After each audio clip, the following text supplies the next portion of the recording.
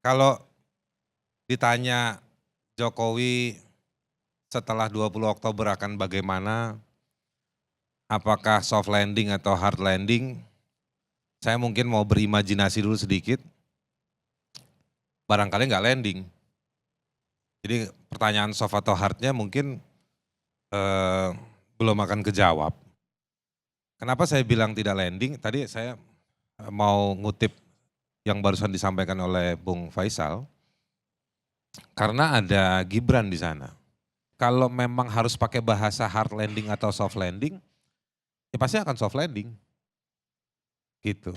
Dari sisi formal pemerintahan. Tetapi dari sisi akuntabilitas yang ada di publik, saya pikir dia akan meningkat. Semakin nanti jauh jarak dari tanggal 20 Oktober, semakin berakhirnya Jokowi di hari-hari ke depan makin banyak muncul orang-orang yang menjadi korban. 10 tahun ini bukan waktu yang sedikit, ini waktu yang cukup panjang. Itu satu. Yang kedua, di 10 tahun banyak orang bilang keagresifan pemerintahan Jokowi juga mirip seperti Orde Baru. Ya, di sektor ekonomi ada banyak praktek-praktek yang mengakibatkan orang kecil, orang di bawah itu menjadi korban. Dari sisi praktek politik dan juga hukum, banyak orang yang jadi korban. Saya kasih contoh nih dari sisi politik, Bang Karni.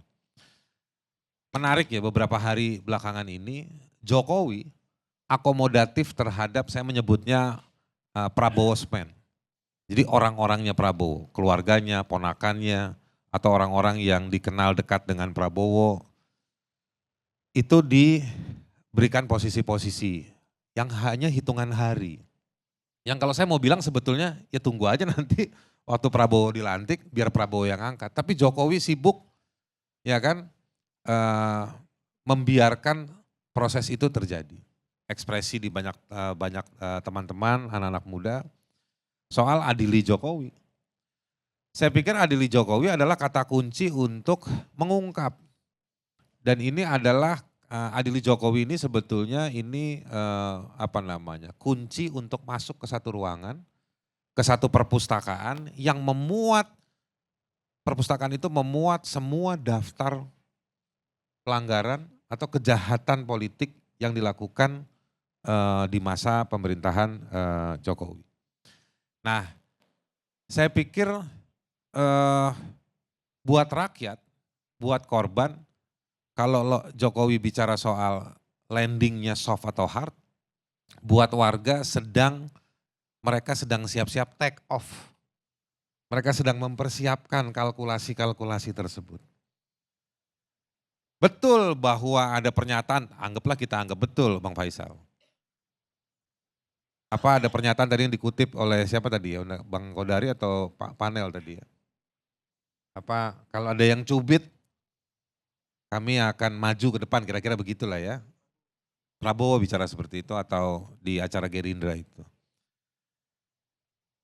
Kalau saya ingin meneruskan analogi itu, kalau memang cuma cubit, tapi kalau memang udah selengkat-selengkatan, kalau udah toyor-toyoran dan durasinya makin banyak, karena peristiwa-peristiwanya banyak, tadi saya mau mengingatkan, rakyat lagi persiapan untuk take off, ya, menempuh masuk ke satu pesawat untuk berangkat meminta pertanggungjawaban, meminta keadilan, minta dikembalikan hak mereka. Jokowi, Anda harus siap-siap bukan di tanggal 21 Oktober. Dia mungkin dapat jabatan sebagai Dewan Pertimbangan presiden kah? Ya kan? Tetapi memori publik, kedukaan publik, dia tidak akan berhenti dan terobati ketika Jokowi dapat jabatan baru. Atau ketika Jokowi misalnya didukung oleh Partai Golkar. Atau ketika Jokowi misalnya muter-muter ke berbagai tempat. Saya malah khawatir ya kalau Jokowi muter-muter atas nama bertemu dengan relawan di banyak tempat, Justru menurut saya itu malah bagus, sekaligus khawatir. Karena ketika dia datang, dia sudah tidak lagi presiden. Meskipun pas pampres masih melekat. Tapi dia bukan lagi presiden dan rakyat semakin mendatangi dia mempertanyakan. Tapi saya juga pasti punya saya juga punya imajinasi tentang bagaimana dia akan menjawab. Dia akan bilang, itu bukan urusan saya mas, ya kan. Tanya sama presiden yang baru.